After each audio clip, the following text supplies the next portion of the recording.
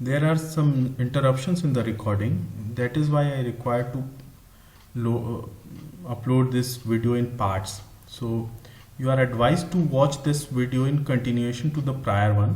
And in the last video we were discussing about how the condensation of the steam takes place.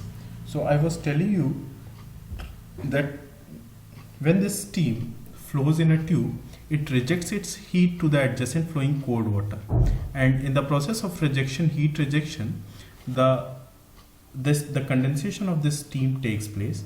And while the steam in a tube is being condensating, the adjacent tube encounters a temperature rise. मतलब अगर ये steam अपनी heat छोड़ रहा है, इस temperature के लिए छोड़ रहा है, इस कोल्ड वाटर के लिए दे रहा है, तो ये कोल्ड वाटर इसकी हीट को लेके धीरे धीरे गर्म होना शुरू हो जाता है.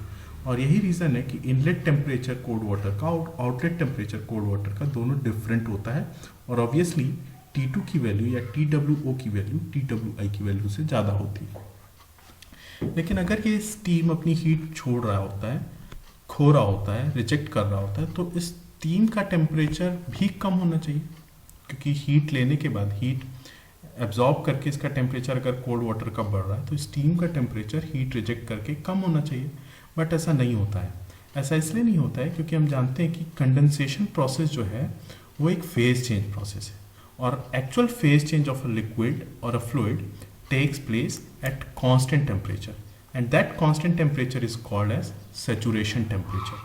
तो एक्चुअल चेंज अगर हम इस TS डायग्राम को रेफर करें तो ये जो TSI वाला पॉइंट है ये 100% ड्राई एंड सेचुरेटेड वेपर का पॉइंट है. मतलब इस जगह पे 100% वेपर हमें मिल चुका है. और TSO वाला जो पॉइंट है ये 100% सेचुरेटेड लिक्विड का पॉइंट है. मतलब यहाँ पे 0% वेपर प्रेजेंट है.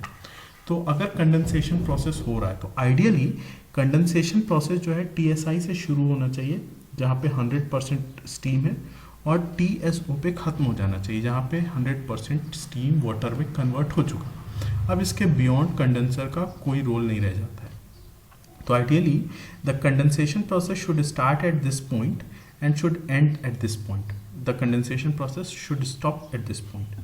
It should not proceed beyond this point. मतलब अगर मान लीजिए कि स्टीम और पानी यहाँ से फ्लो कर रहे हैं, और जब आउटलेट पे हमें ये कंडेंसेट मिल रहा है और कंडेंसेट का टेम्परेचर TSO के बाद भी अगर इन दोनों में कांटेक्ट बना रहता है तो क्या होगा, ये कंडेंसेट मतलब जो स्टीम जो वाटर में कन्वर्ट हो चुका है ये अभी भी गर्म है, और ये अपनी हीट इस ठंडे पानी को देता रहेगा, और ये ठंडा पानी इसमें से हीट लेके और गर्म होता रहेगा, और ये कंडेंसेट जो कि स्टीम वाटर में कन्वर्ट हो चुका है वो वाटर ठंडा होता जाएगा. तो this process of cooling down of this condensate is called subcooling, and this subcooling is not at all desired in condenser.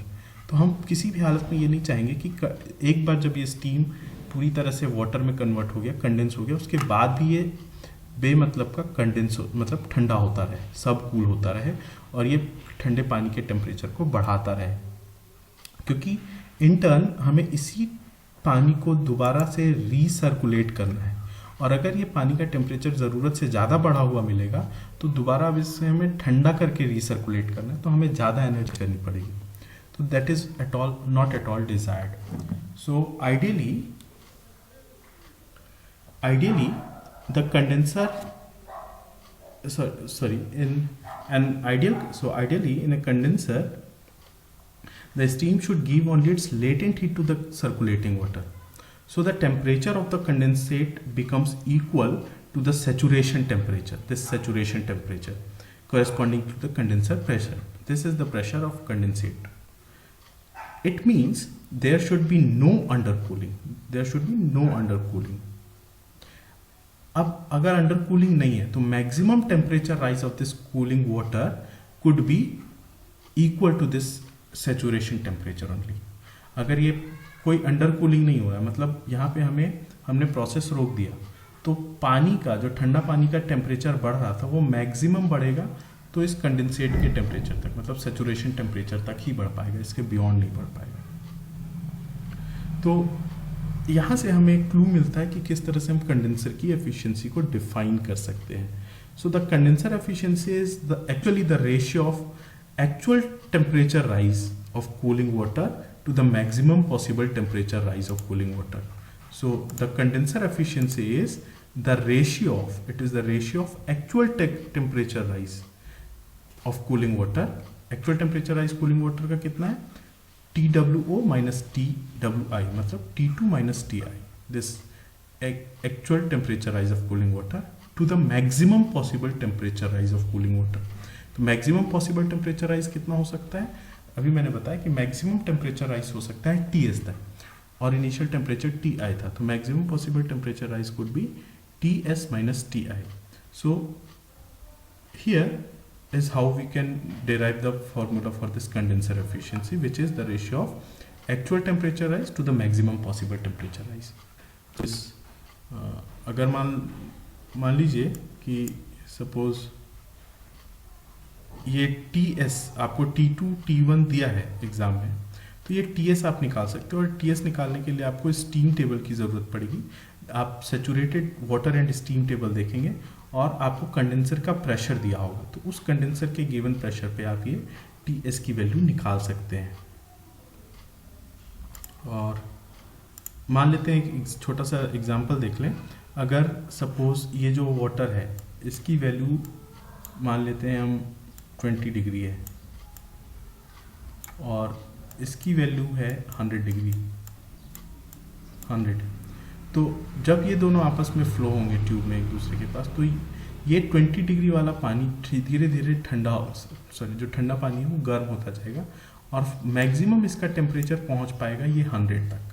लेकिन एक्चुअल में ऐसा होता नहीं, ये टेम्परेचर सपोज 90 तक ही पहुंच पाता है या 100 से कम पहुंच पाता है.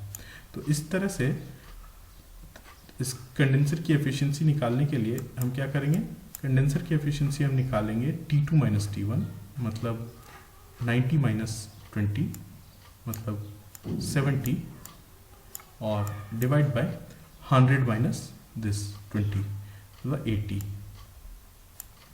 तो 7/8 इसकी एफिशिएंसी आएगी. आगे चलते हैं. मैंने आपको बताया कि ये जो टेम्परेचर है सेचुरेशन टेम्परेचर, अब क्वेश्चन में जब आप न्यूमेरिकल करोगे तो आपको ठंडे पानी के लिए टेम्परेचर दिया होगा कि इनलेट किस टेम्परेचर पे हो रहा है और आउटलेट किस टेम्परेचर पे हो रहा है. लेकिन हो सकता है कि आपको ये सेचुरेशन टेम्परेचर ना दिया जाए, क्योंकि जो एग्जामिनर है वो आपके उस स्किल को भी टेस्ट करना चाहेगा जो आपने प्रॉपर्टीज ऑफ प्योर सब्सटेंस के समय ETD में पढ़ा है. तो इसलिए डायरेक्टली ये Ts की वैल्यू हो सकता है ना दी जाए. तो उस केस में आपको क्या करना है, उस केस में रेफर करना पड़ेगा और स्टीम टेबल पे आपको सेचुरेटेड वाटर एंड स्टीम वाले टेबल से जो गिवन प्रेशर होगा कंडेंसर का, उस प्रेशर के करस्पॉन्डिंग सेचुरेशन वैल्यू देख लेना है और उसको आप यहाँ रख के निकाल सकते हो. तो अब हम देखते हैं कि प्रेशर कैसे निकालेंगे, क्योंकि सेचुरेशन प्रेशर आपको पता होना चाहिए. तो जनरली प्रेशर जो है किसी कंडेंसर में वो हम मेज़र करते हैं, किसी भी कंडेंसर में प्रेशर हम मेज़र करते हैं मरकरी टैंक से. तो मरकरी टैंक और ये मैनोमीटर से. तो आइडियली जो कंडेंसर के अंदर का प्रेशर होता है वो बिलो एटमॉस्फेरिक होता है. बिलो एटमॉस्फेरिक मतलब उसको हम normal day to day vocabulary में वैक्यूम प्रेशर भी कहते हैं. इसलिए यहाँ पे डायग्राम में जो आपको दिख रहा है वो एक वैक्यूम गॉज है. ये वैक्यूम गॉज आपको कंडेंसर के प्रेशर को बताता है. ये HV जो है, HV मेजर करेंगे मिलीमीटर ऑफ मरकरी में. HV millimetre of mercury. और हम ये भी जानते हैं कि आइडियली एटमॉस्फेयर का जो प्रेशर होता है वो 76 सेंटीमीटर ऑफ मरकरी होता है और ये होता है 1.01325 बार. तो इसलिए 1 सेंटीमीटर ऑफ मरकरी कितना हो जाएगा, ये हो जाएगा 1.01325 divide by 76 bar, that is approximately this value. अब ये HV जो है ये गॉज प्रेशर कहलाता है, क्योंकि इसको हम वैक्यूम गॉज से मेजर कर रहे हैं, तो ये HV गॉज प्रेशर कहलाता है. और ये जो एटमॉस्फेरिक प्रेशर है ये जनरली बैरोमेट्रिक प्रेशर कहलाता है, जिसको हम HB से डिनोट करेंगे. और मैंने आपको बताया कि कंडेंसर जो है वो एटमॉस्फेयर से कम प्रेशर पे वर्क करता है। तो एच जो है, अगर आप मैनोमीटर में ये देखो तो एच जो है वो एच से नीचे आएगा। और ये जो इन दोनों का जो डिफरेंस है, एब्सोल्यूट प्रेशर। तो absolute pressure of condenser air मतलब ये है equals to barometric pressure minus gauge pressure, H B minus H V. और एक्चुअल वैक्यूम अगर हमें निकालना है कंडेंसर पे, तो हम atmospheric pressure minus absolute pressure करेंगे। अब आपको ये कंफ्यूजन हो सकता है कि एटमॉस्फेरिक प्रेशर और इस एच में क्या अंतर है। तो बैरोमेट्रिक प्रेशर जो है वो आइडियल बैरोमीटर की रीडिंग है एटमॉस्फेरिक प्रेशर के लिए, लेकिन ये जो एटमॉस्फेरिक प्रेशर हमने 1.01325 बार बोला, एक स्टैंडर्ड वैल्यू है जो सी लेवल पे मेजर किया जाता है। ज्योग्राफी के हिसाब से, लोकेशन के हिसाब से ये वैल्यू बदलती रहती है। तो हो सकता है जिस जगह पे आपने कंडेंसर माउंट किया हो वहाँ पे उस पर्टिकुलर पीरियड में बैरोमीटर की कुछ और रीडिंग दे रहा हो जो एक्चुअल में 76 से ज़्यादा या कम हो सकती है। तो हमें क्या करना होगा, हमें एक्चुअल वैक्यूम निकालने के लिए नॉर्मलाइज करना पड़ेगा। ये ठीक उसी तरह से जिस तरह से हम वेइंग स्केल को या किसी दूसरे स्केल को कैलिब्रेट करते हैं। आइडियल 76 है एटमॉस्फेरिक प्रेशर, बैरोमीटर में भी इतना ही रीडिंग शो करना चाहिए, बट एक्चुअल में जब आप बैरोमीटर लगाओगे तो उसकी रीडिंग 76 से कम या ज़्यादा हो सकती है। तो उस केस में हमें इसको नॉर्मलाइज करना पड़ेगा और एक्चुअल वैक्यूम निकालने के लिए हमें एटमॉस्फेरिक प्रेशर में से एब्सोल्यूट प्रेशर को माइनस करना पड़ेगा। एब्सोल्यूट प्रेशर क्या है? एब्सोल्यूट प्रेशर है difference of this barometric pressure minus vacuum pressure और गॉज प्रेशर। वैक्यूम प्रेशर को हम गॉज प्रेशर कह रहे हैं। तो बैरोमीट्रिक माइनस गॉज, और इसको एटमॉस्फेरिक से माइनस करेंगे तो इस तरह से हमें actual vacuum in the condenser मिलेगा। यहाँ से हमें क्लू मिलता है वैक्यूम एफिशिएंसी डिफाइन करने के लिए। तो वैक्यूम एफिशिएंसी क्या है? Vacuum efficiency is defined as the ratio of actual vacuum recorded by the vacuum gauge to the ideal vacuum. तो अब आपके दिमाग में सवाल आएगा कि ये एक्चुअल वैक्यूम जो गॉज रीड कर रहा है और आइडियल वैक्यूम, ये दोनों अलग अलग वैक्यूम क्यों हैं? हमने आपको बताया कि किस तरह से यहाँ से आपको एक्चुअल वैक्यूम मिल जाएगा कंडेंसर पे। फिर आइडियल वैक्यूम क्या हुआ? तो चूंकि ये कंडेंसर बिलो एटमॉस्फेरिक प्रेशर पे काम कर रहा होता है, तो कई बार क्या होता है कि बाहर से कुछ हवा, एयर अंदर लीक कर जाता है कंडेंसर के, क्योंकि बिकॉज ऑफ प्रेशर डिफरेंस, जहाँ कहीं पे भी जॉइंट्स हैं, कहीं कनेक्शंस हैं, कोई लीकेज पॉइंट ऐसा मिल गया तो वहाँ से बाहर की हवा थोड़ी सी अंदर लीक कर जाती है। तो एक्चुअल जो प्रेशर आना चाहिए, जो आइडियल जो वैक्यूम आना चाहिए, वो आइडियल वैक्यूम आपका गॉज प्रेशर गॉज रीड नहीं कर पाता है, बल्कि वो एक अलग वैल्यू रीड करता है जिसमें एयर का प्रेशर और स्टीम का प्रेशर दोनों ही इंक्लूड रहते हैं। तो उस कंडीशन में हम जब वैक्यूम एफिशिएंसी कंडेंसर की निकालते हैं तो actual vacuum recorded by the gauge upon ideal vacuum है। इसका मतलब है कि कंडेंसर की वैक्यूम एफिशिएंसी उतनी ही ज़्यादा होगी जितना कि एयर लीकेज कम होगा। तो अगर एयर लीकेज 0 है तो एयर का प्रेशर 0 होगा। अगर एयर का प्रेशर 0 है तो वैक्यूम एफिशिएंसी हो जाएगा पीबी, मतलब बैरोमेट्रिक प्रेशर, माइनस पीएस।